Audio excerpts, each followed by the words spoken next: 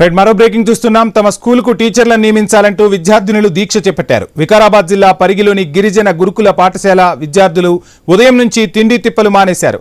పచ్చి మంచినీళ్లు కూడా ముట్టడం లేదు. ఆందోళన నిర్వహిస్తున్నారు. దాదాపు 7 గంటలుగా వాళ్ళు దీక్ష చేస్తున్నా విద్యాశాఖ అధికారులు మాత్రం స్పందించడం లేదని వాపోతున్నారు. ఇదే అంశానికి సంబంధించి డీటెయిల్స్ అందించేందుకు మా ప్రతినిధి ప్రవీణ్ జాయిన్ అవుతున్నారు. ప్రవీణ్, చూస్తున్నాం విద్యార్థినులు స్కూల్కి అధ్యాపకులను నియమించాలని చెప్పి ధర్నా చేస్తున్నట్టుగా తెలుస్తుంది. విజువల్స్ లో మనం విద్యార్థినులు ధర్నాను కూడా చూస్తున్నాం. ఇప్పటికైనా అధికారులు ఎవరైనా స్పందించారా? డీటెయిల్స్ ఏంటి?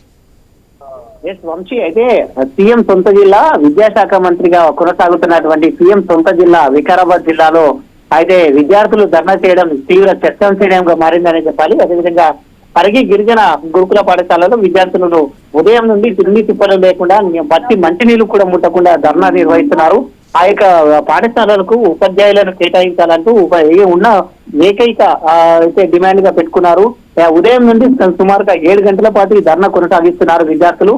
అయితే ఖచ్చితంగా అధికారులు రావాలి, అధికారులు వచ్చిన తర్వాత అది ఖచ్చితంగా టీచర్లను నియమించినంత వరకు ఈ ధర్నాను విరమించడం లేదు అంటూ కూడా విద్యార్థులు వాపోతున్నటువంటి దృశ్యాలను మనం చూస్తున్నాం.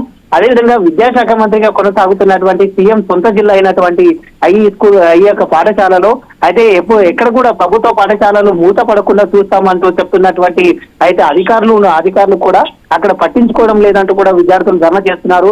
అదే ఎంఈఓకు కూడా విషయం తెలపడం జరిగింది.